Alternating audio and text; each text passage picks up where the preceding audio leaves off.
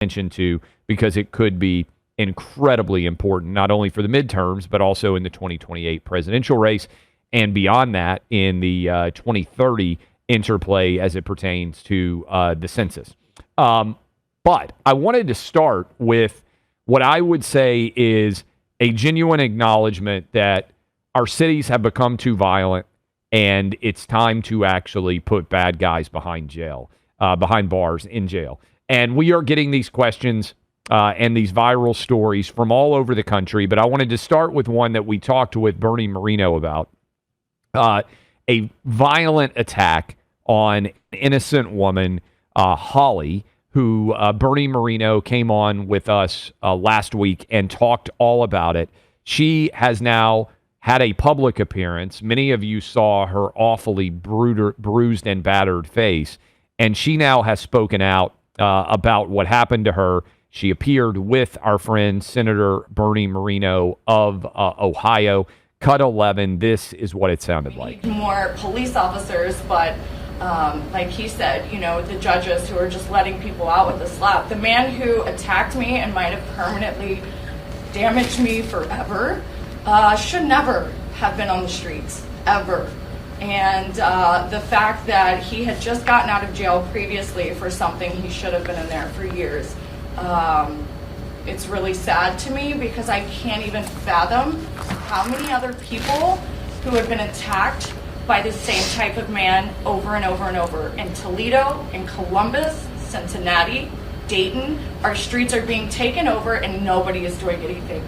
I am so sad, and I need to be the voice to help all of the victims that never got their justice.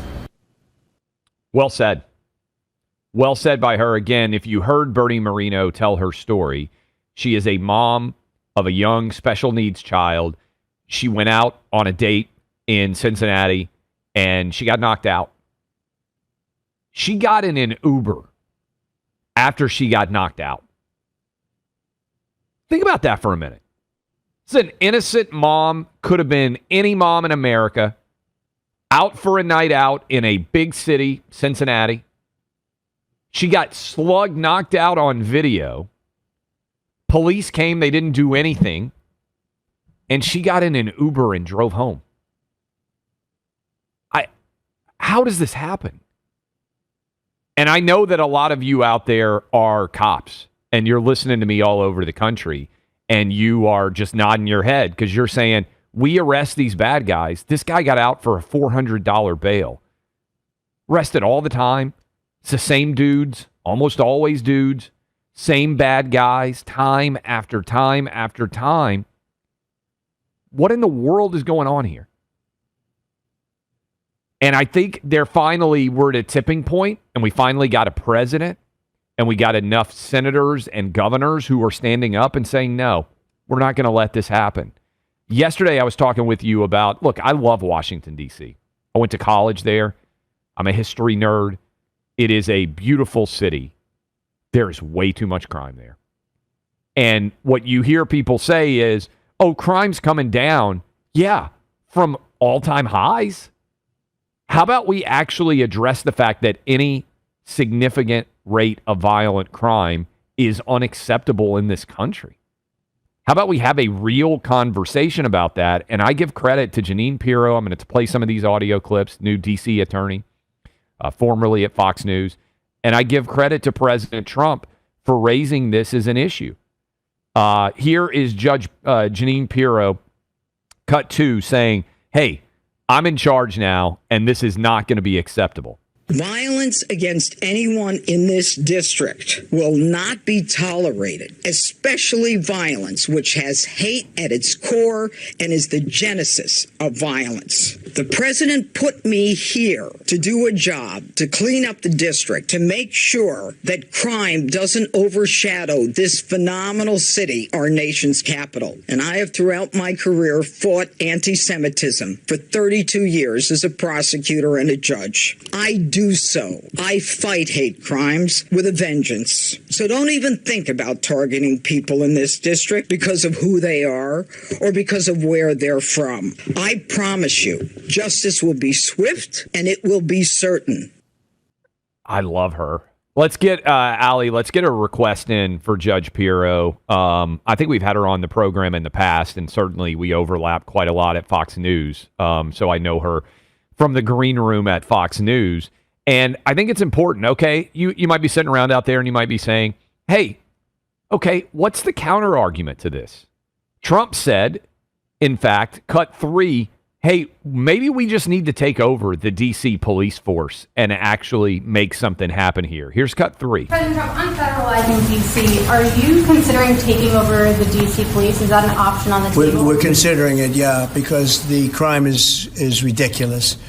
I could show you a chart comparing D.C. to other locations, and you're not going to want to see what it looks like. It was just up on television, actually, they were showing it. Now, we want to have a great, safe capital, and we're going to have it. And that includes cleanliness and it includes other things. We have a capital that's very unsafe. Do you want Congress to look at overturning the D.C. Home Rule Act? We're going to look at that. In fact, the lawyers are already studying it. We have to run D.C. This has to be the best run place in the country, not the worst run place in the country. I mean, he's right on all of this. And I give him credit for coming in and trying to solve this problem instead of just kind of hiding behind the security detail, as many presidents have done in the past. They don't actually solve issues when it comes to violence. And what the president's referring to is, I ran through this yesterday. I think maybe it was the day before yesterday. We have one of the highest violent crime rates of any capital city in the world. Most people, and I ran through countries, I mean, Ethiopia, Addis Ababa, which I'm probably mispronouncing, has a lower rate of violent crime in its capital city than the United States does. Why does that happen? Most people, most countries, consider their capital to be a jewel that should represent the best of their country and not be a place that is filled with violent crime. And so the rest of the country may not be as safe, and that's unfortunate. But they say, hey, the capital city is going to be safe. We're going to put the resources in to ensure that this isn't happening. And I give a lot of credit to Trump and Judge Jeanine Pirro for shining a light on this. And what's the counter argument? This is really funny to me because Trump is basically saying, hey, rates of violent crime are way too high. And I want to do whatever it takes to get those rates of violent crime down. D.C. is far higher than a city like New York City, for instance, when it comes to rates of violent crime. New York City is far safer than Washington, D.C. What's the response? Okay, it seems like a good thing, something that you could be in favor of no matter what your politics are. Well, Jessica Tarlov, who's also at Fox News, in fact, used to sit next to Judge Jeanine Pirro on The Five, a show that many of you would watch on a regular basis. She says, actually, crime's down. What are we worried about in D.C.? Here's cut 4. What are Democrats thinking when it comes to the nationalization of D.C.? They're thinking hard no. Why not? That. Because there's no reason to have Donald Trump be in charge of But is it D.C. about Trump or is it about crime? Well, it actually is about crime. And the good news is that crime is down dramatically. So year over year, 2024 had a violent crime drop to a 30-year low, 35% down, and carjackings cut in half. Robberies down 24%, homicides down 17%, assaults with a dangerous weapon down 14%. Just because Big Balls did a terrible job at Doge does not mean that he deserved this. Any incident is terrible, but we They're have to running out follow. of cars to jack. Okay, so how do you argue against this? How do you argue against a very basic fact that should be supported by everyone? We need violent crime rates way down. Moms all over this country need to be able to go out to dinner in a city without worrying that they're going to get knocked flat out on the street by a mob of violent thugs that accost them. I've said for a long time that one of the ways to know whether your neighborhood is safe or not is, are you okay with your wife, your girlfriend, your daughter going for a jog around 6 o'clock p.m. in the afternoon, evening in your neighborhood? Far too many American cities and neighborhoods, the answer is no. And I know there's a ton of you listening to me right now that if you see your wife get in your tennis shoes, you're like, hey, I hope you're going to the gym because it's a little bit late, might start to get dark. I don't feel comfortable with you out on the streets. You got a daughter, you got a granddaughter trying to stay in shape. How many different parts of America do we not feel comfortable with women going for jogs or walks or workouts in the neighborhood because we've just come to accept that violent crime is a real threat and we don't even want the women in our lives to be out? Now, some men, probably like me, you don't worry about it that much, but every woman thinks about it all the time. And that mom, Holly, in Cincinnati getting knocked out, I'm sorry, it's unacceptable. And what's further unacceptable is when we point out this violence, young intern gets killed randomly in the streets of Washington, D.C., and people say, okay, well, but, in real life, the rate of violent crime is actually declining. Okay, let's decline it faster. That's what Trump's saying. And I think Trump deserves credit, by the way, for the rates of violent crime beginning to decline in 2025 fairly significantly, because I think a lot of you out there nodding right now, police officers, you can finally do your jobs again. You can put some bad guys behind bars. But here in my home state, Memphis, I talked about this the other day. I was out in March. I'll tell you the story a little bit more when we come back, but because we're going to talk with Senator Blackburn, who wants to run for governor. I took my son. He had a sporting event in Memphis. I know a lot of y'all are listening in Memphis right now. I forgot my charger, and it was March. It was the night Tennessee and Kentucky played a basketball game. Needed to charge my phone, and I went downstairs. Maybe they had a charger there, and I said, well, I'll just go to the grocery store. And the lady at the counter said, hey, be careful. It's 8:30 at night. It's not like it was 2:30 in the morning. She said to me, be careful if you're going out to buy a charger after dark. What are we talking about?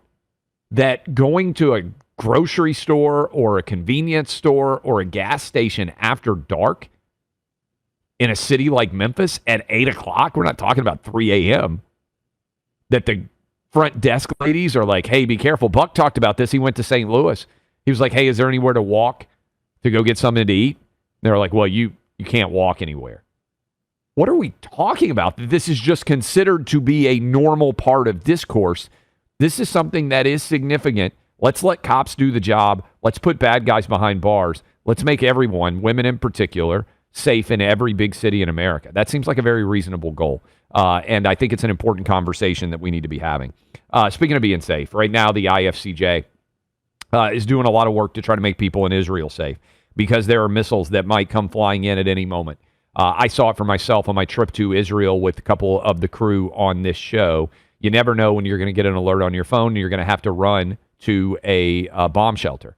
And when that happens, you want to make sure that you're close to one and that you're safe, and that's what the IFCJ does. You can go online, check out the work they do. It's phenomenal at ifcj.org. That's ifcj.org. You can also give them a call, find out how you can help everyone be safe from missile attack in Israel. 888-488-IFCJ.